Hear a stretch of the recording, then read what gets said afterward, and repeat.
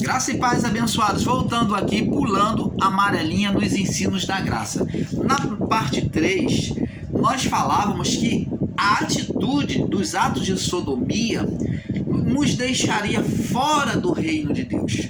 Por isso, o reino de Deus, que é a manifestação do Espírito Santo nos favorecendo, nos ajudando, vivendo conosco, compartilhando conosco em meio a esta vida. Quando você enfrenta a dificuldade, o Espírito Santo está lá te ajudando, cooperando.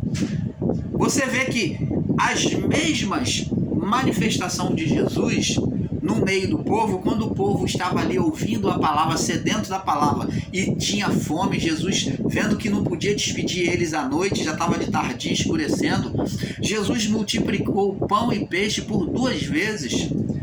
Jesus protegeu a mulher adúltera, a mulher que estava sendo acusada de adultério, ele protegeu, ele cuidou, ele alimentou. Você vê que todas essas obras para demonstrar a nós a manifestação e o cuidado do Espírito Santo hoje também. Ele curou doenças incuráveis, ele trouxe prosperidade àquele que não tinha. Então, abençoados, preste atenção. Aí vem o cidadão ensinar que você, no seu relacionamento sexual, você pode fazer o que quer que seja. Opa! Você pode praticar de que forma que seja. E as leis de Deus? Deus apoia o ato de sodomia, está aqui, ó. 1 Timóteo, capítulo 1, no verso 9. Vamos ler de novo. Sabendo isto, que a lei não é feita para os justos, mas para os injustos e obstinados, né? Os insubordinados, para os ímpios, para os pecadores, do que vive na prática do pecado, né? Para os profanos, que vive profanando o nome de Deus, né? Escandalizando, os irreligiosos, que não aceitam a religião, e eles ensinam aí que religião é a coisa do diabo. Religião não é coisa do diabo. É por meio da religião que é freado o mau sentimento no homem. É por meio da religião que o homem ele caminha em direção a Deus, buscando a Deus. Se não existisse a religião, por mais que você, muitas das vezes, nessas religiões que você tem tomado caminhos equivocados, errados, mas o seu intuito do seu coração é buscar a Deus, é estar em paz com Deus. O intuito de todos, amados.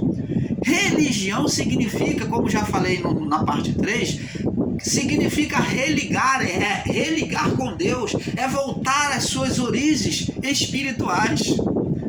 E ser literal, e ensinar que religião é uma coisa da lei, que é maldição da lei, que religião é uma coisa maldita, isto é um grande equívoco. Paulo está dizendo a Timóteo, está dizendo, ó, aos profanos, para os profanos, né? Que a lei foi feita para os profanos, os irreligiosos, que quer dizer, a religião vem o quê? Vem educar a pessoa espiritualmente. Tá vendo? A lei vem educar a pessoa. Para os patricidas, os que matam pai, os que matam mães, para os homicidas, tudo isto aqui existe hoje ainda. Então, e eles estão dizendo, ensinando aí que o pecado já não existe, o pecado foi retirado de nós. Olha bem, para os fornicadores, o que está com a mulher hoje, outra mulher amanhã, os que vivem de peguete, né? Eu tô pegando fulano, eu tô pegando... Isso daí, como já falei na parte 3, abaixo, é uma linguagem carnal e diabólica. Você não está pegando ninguém. Você é uma pessoa de Deus. Você que tem um relacionamento, você tem que viver para a sua mulher. Você é homem. E você que é mulher, viver para o seu marido. Você que é namorado, viver um relacionamento sadio com o seu namorado. Você que é noivo com a sua noiva e assim vice-versa. Com fidelidade. E não esse negócio, essa linguagem maligna e profana de tô pegando. linguagem de fornicador, que um dia tá com um, outro dia tá com o outro, tô pegando. É a linguagem diabólica que virou moda no mundanismo, no nosso mundo, que até os evangélicos estão aceitando isso, até os que se dizem ser cristãos, os religiosos estão aceitando isso. E diz aqui, os fornicadores para os sodomitas, como falamos abaixo. Sodomia é um ato maligno que veio de Sodoma, por isso é o nome Sodoma. Sodomitas são os que seguem as práticas de Sodoma, práticas carnais no relacionamento sexual.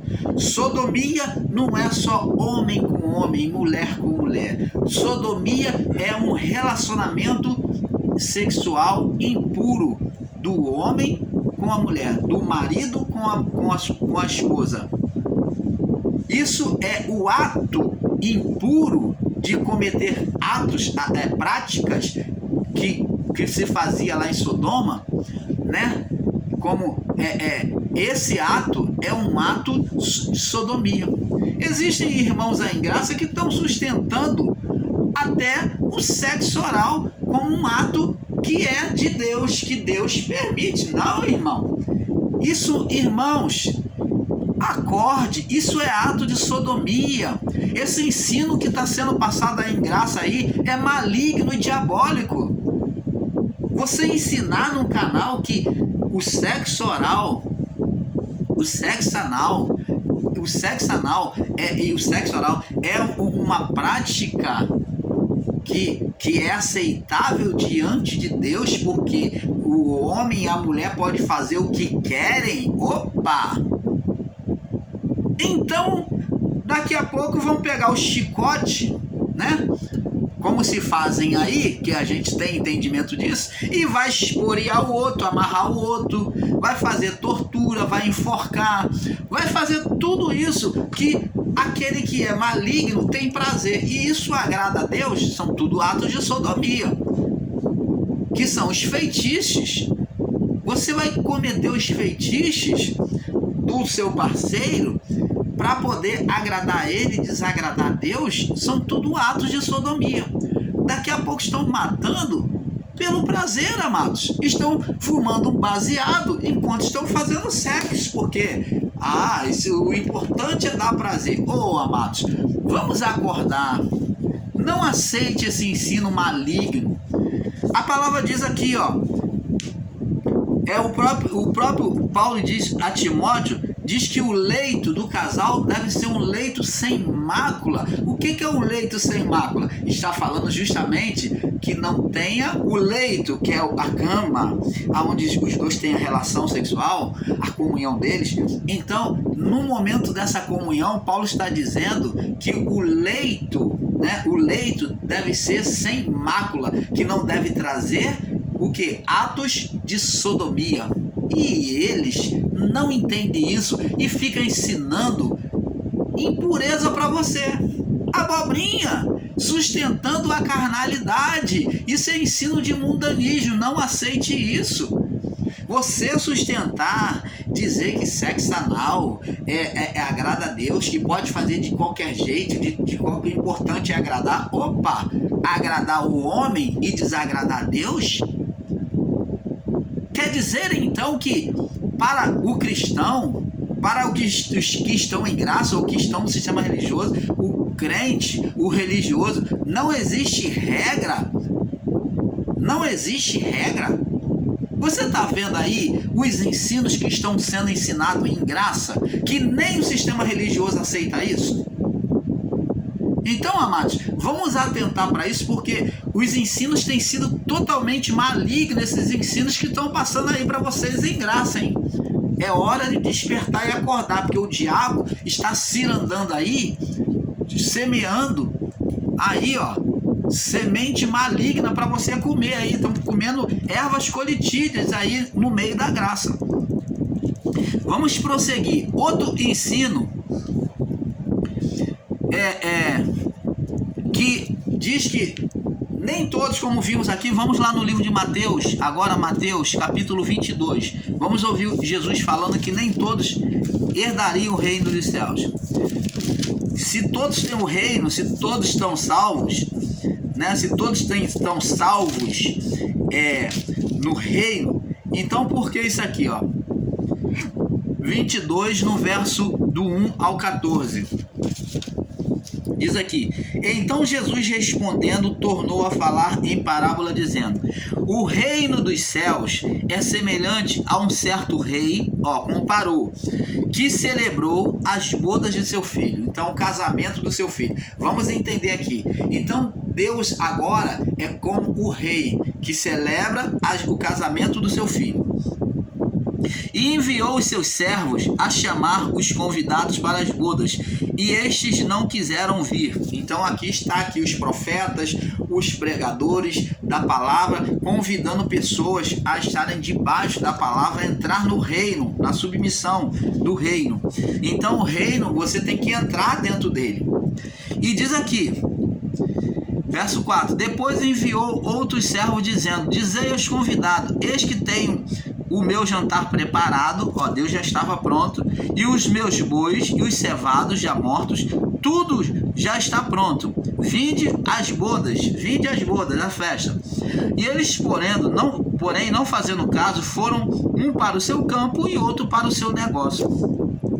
E outros, apoderando-se dos servos, fala dos profetas, os servos, os profetas, os discípulos, ultrajaram e o mataram. Então isso aconteceu desde do início dos tempos. Os profetas foram mortos por causa da pregação da palavra, e os discípulos da mesma forma, o apóstolo também.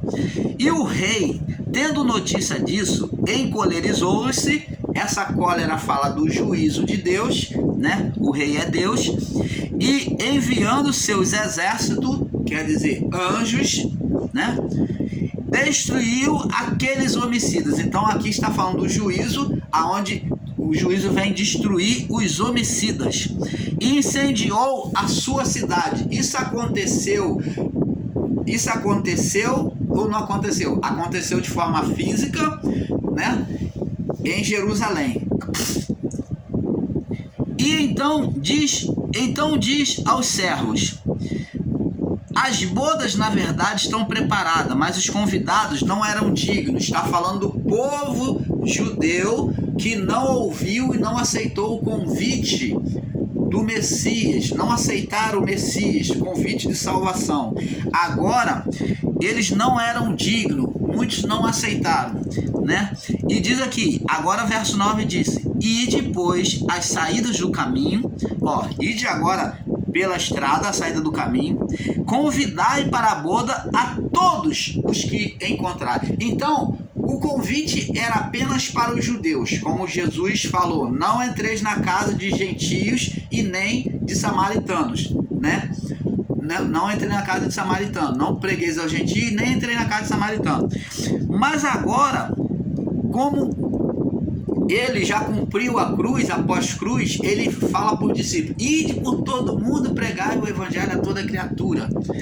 Então diz aqui: e depois as saídas do caminho, convidai a todos, né? Convidai para a boda a todos que encontrares. Agora os gentios, os largados no meio do caminho, estranhos, que não eram judeus, agora é convidado a participar das bodas. Isso foi um acontecimento que é a inclusão dos gentios no plano de salvação. Isso aconteceu após cruz. Isso aconteceu a partir do ministério de Cristo. Ele já anunciou e aconteceu após cruz, né? Verso 10. E os servos, saindo pelos caminhos, juntaram a todos quanto encontraram. Agora, olha só que não tem acepção. Aos que pregam eleitos e não eleitos, filho da perdição. Olha a contradição de ensino de vocês aí. E diz aqui, e os servos saindo pelo caminho, os servos são os pregadores da palavra, os santos profetas e os discípulos e apóstolos. E saindo pelo caminho, juntaram a todos quanto encontraram, tanto os maus, a pregação foi para quem agora? Você que ensina que a pregação do evangelho de Cristo foi só, Jesus só pregou para os judeus, e que os sinais eram só para os judeus e não para os gentios. Tá aqui, ó, está dizendo aqui, tanto os maus quanto os bons. Por isso que Jesus disse: ide por todo o mundo, pregai o evangelho a toda criatura. Agora a condição de salvação para entrar no reino era o crer. O crer. Todo aquele, quem crer será salvo, quem não crer já está condenado. E diz: tanto os maus quanto os bons, sem acepção. Viu? Você que está ensinando filho da eleição, filho da perdição, eleito e não eleito, você está totalmente errado no seu ensino. Tanto os maus quanto os bons, o convite era para os dois. A festa nupcial, então o mal poderia se transformar em bom se ele aceitasse entrar. Ele poderia entrar, aquele que estava com uma atitude má, ele poderia entrar, estava convidado, se ele quisesse converter. A festa de núpcia foi cheia de convidados, então agora tanto judeus quanto gentios, povos de todas as línguas e raça, de todo tipo de religião, todos incluídos no só, na festa de núpcia. Isso aconteceu pós-cruz. E o rei, que é Deus, o Criador, entrando para ver os convidados, né? Esse rei também tem a representação de Cristo, viu ali um homem que não estava trajado com veste de núpcia, veste branca. Essa veste de núpcia é representada pelo Espírito Santo, pelo poder de Deus. Foi essas vestes que Adão e a sua mulher perdeu no seu pecado. Eles se viram nu, perdeu o poder de Deus, transformaram em um ser maligno. Deram vida nos seus pensamentos, né, nos seus desejos, por meio deste poder, deram vida a um ser maligno, apagou-se. Então, essa veste de núpcia é representação do poder de Deus, da glória de Deus, o Espírito Santo. Paulo, aí diz aqui, ó, e o rei entrando para ver os convidados, viu ali um homem que não estava trajado com a veste, e disse-lhe: amigo, como entraste aqui? Como tu entrou aqui? É claro, ele foi convidado na evangelização, não tendo veste de núpcia. O problema não foi entrar, mas como entraste aqui não tendo veste de núpcia? Quer dizer, para entrar no reino, para participar do reino de Deus, tanto nesta vida quanto no porvir, tem que ter veste de núpcia. Tem que ter veste de núpcia. Então ninguém participa do reino. Ensinar que todos participam do reino é uma mentira, um equívoco de entendimento. Para viver o reino de Deus e para entrar nas bodas do reino, tem que ter veste de núpcia.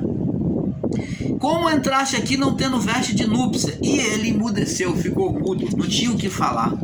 E então disse o rei aos servos: amarrai-o os pés e as mãos, torna ele inoperante, levai-o e lançai-o nas trevas exteriores. Tá vendo? As trevas exteriores, no abismo, ó, era para onde iria os que morriam, os que foram sentenciados sem Deus, sem observância à palavra de Deus. Ali haverá pranto e ranger de dentes, porque muitos, ó, a palavra aqui, ó, bem claro, porque muitos são chamados. Esse muito significa o que, irmão Paulo? Todos. Não foram todos que foi a ordem do rei para pegar todos que encontrasse no caminho? Muitos. Você, quando chama muitos, você chamou todos que você encontrou. Muitos são chamados, todos são convidados a participar do reino, da graça de Deus. Todos são convidados, está aberto para todos. As bodas bodas, as festas das bodas está aberto para todos, mas nem todos podem entrar. Só podem entrar se tiver as vestes de núpcia. Muitos são chamados, mas poucos os escolhidos. E eles pegam essa palavra poucos, escolhidos, para dizer eleitos e não eleitos, filho da perdição e filho da maldição, da salvação. Isso é um erro. Escolhidos aqui é incluídos. Muitos são chamados e poucos os incluídos nas bodas. Você está entendendo, amado?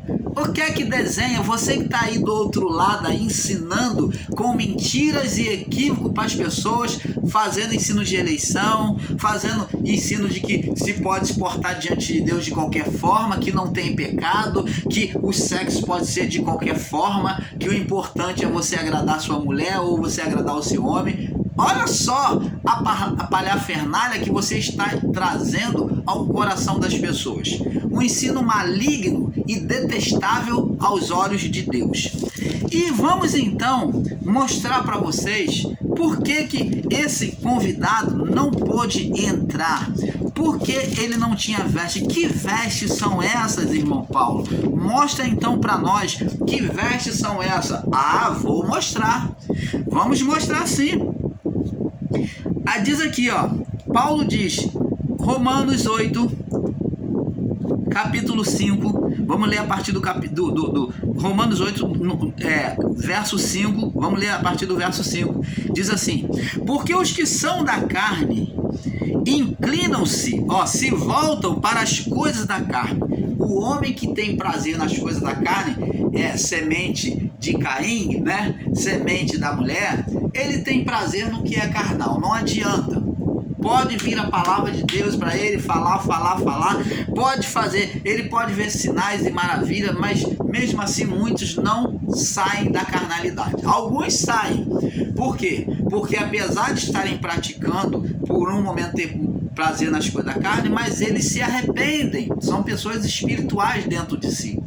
Então, os que são carnais, eles são como serpente surda, como já falamos no texto, na série abaixo. E diz aqui, os que são da carne se inclinam para as coisas da carne, mas os que são segundo o Espírito, para as coisas do Espírito. Porque a inclinação da carne, os que se inclinam para a carne, é morte. Morte o quê? Espiritual, vão morrer de novo. Jesus tirou do estado da herança de condenação adêana, da morte espiritual, e a pessoa que é carnal, ela se bota em morte espiritual de novo. É isso que está dizendo. Diz aqui que é a segunda morte, ela já está a caminho da segunda morte espiritual. A inclinação da carne é morte, mas a inclinação do espírito é vida. Por isso que ele disse, eu vim para que tenham vida. Já tem vida espiritual, quer dizer, afastado da morte adêana, e vida em abundância, que é uma vida após esta vida, uma vida para outra vida. E ele diz, porque a inclinação do Espírito é vida, agora nesta vida, né, que é o favor de Deus, a manifestação do reino de Deus, e paz. Porque a inclinação da carne é inimizade contra Deus. O homem que é carnal se torna inimigo de Deus. Não que Deus, aqui não está dizendo que Deus se torna inimigo do homem. Deus não tem inimizade com ninguém. Mas nós é que nos tornamos inimigos de Deus quando nos tornamos carnais. Pois não sujeita, o homem, porque a inclinação da carne é inimizade contra Deus. Pois não se sujeita a obedecer a Deus, a lei de Deus, não se sujeita a obedecer a Deus. Você está vendo? Nem em verdade pode ser, porque é carnal. Agora Paulo diz aqui, observa bem: portanto, os que estão na carne, os que praticam na carne, eles são espirituais, como estão ensinando aqui, estão sem pecado? É isso que está dizendo aqui? Não. Olha o que Paulo diz bem claro. Eles dizem que seguem os ensinos de Paulo, mas não observam. Portanto, os que estão na carne não podem agradar a Deus. Homem carnal não agrada a Deus. E eles dizem que não tem pecado. E eles dizem que não vai haver juízo para esse homem que é carnal. E diz aqui, ó, Paulo, no verso 9: vós, porém, não estáis na carne, falando para os cristãos de Roma, ele acreditando que eles eram pessoas espirituais. Vós não estáis na carne, mas no Espírito, se é que o Espírito de Deus habita em vós. Mas se alguém não tem o Espírito de Cristo, esse tal não é dele. Opa! Então vemos aqui que essas vestes das bodas é o próprio Espírito Santo como a veste que Adão perdeu, porque o Espírito Santo é o poder de Deus, é a glória de Deus sobre a nossa vida. Quando não temos o Espírito Santo sobre a nossa vida, então não podemos ver o reino de Deus, o benefício, o favor de Deus manifesto sobre a nossa vida. Você está entendendo, amado? É o Espírito Santo que é ele que faz a representação dessas vestes que nos permite herdar o reino de Deus, entrar nas bodas, né? Sem o Espírito Santo, nós não vemos o favor de Deus, a manifestação de Deus. Vamos viver como se fosse ao Deus dará, entregue à própria sorte.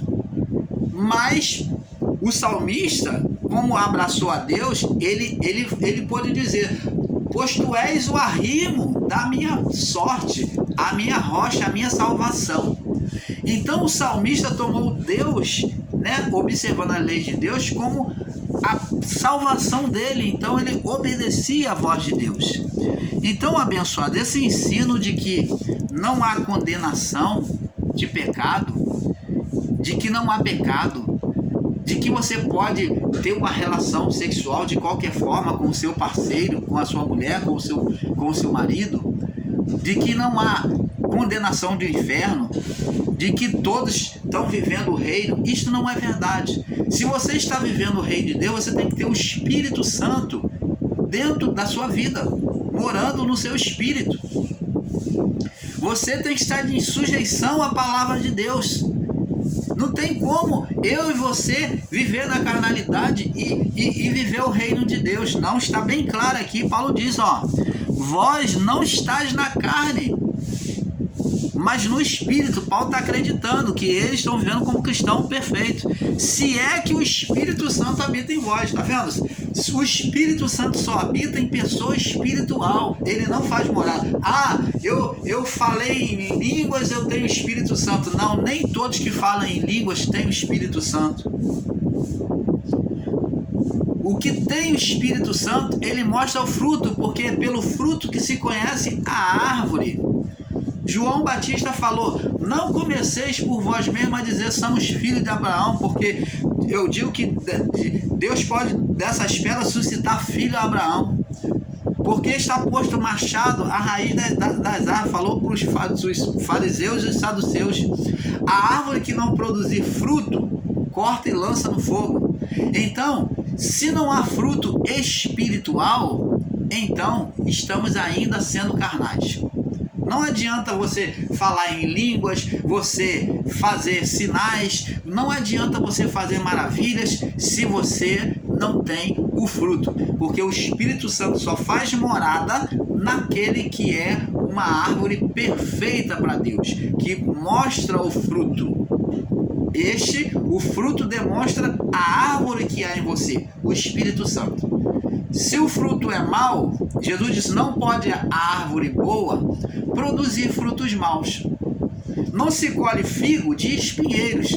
Se a árvore que está em você, a habitação que está em você é o Espírito Santo, então o fruto que você vai produzir, as suas atitudes vão ser espirituais e não carnais. Se as suas atitudes são carnais, é porque a árvore, a habitação que há dentro de você é carnal, é maligna, é demoníaca, e não Deus, e não o Espírito Santo.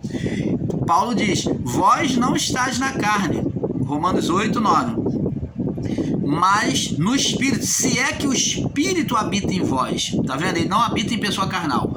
Mas se alguém não tem o Espírito de Cristo, esse tal não é dele. Então, não ter o Espírito de Deus, você pode até pensar, pode até desejar, pode até achar que está vivendo o reino de Deus, que tem o Espírito Santo, mas não tem. Então, amados, temos que observar isso. Então, quando nós temos o Espírito Santo, então nós temos a liberdade de falar em línguas, que é o que eles não aceitam aí, né? Uma língua do Espírito, não uma língua da carne, uma língua demoníaca. Nós operamos o dom de cura, como disse, esses sinais seguirão os que creem, né? E os que vão receber o poder do Espírito Santo. Vamos libertar vidas, né? Vamos ter libertação em nós e vamos libertar vidas. Vamos profetizar, vamos abrir a nossa boca e Deus vai usar a nossa vida ao falar. Então, pecar, nós poderemos pecar, sim, poderemos, nós pecamos, mas não permanecemos na prática do pecado. Há uma diferença de pecar e permanecer na prática do pecado, porque todos nós pecamos, como João disse, aquele que diz que não tem pecado é mentiroso, porque nós pecamos. Pecamos no pensamento, nas ações, no pensamento mal contra o nosso irmão, contra Deus.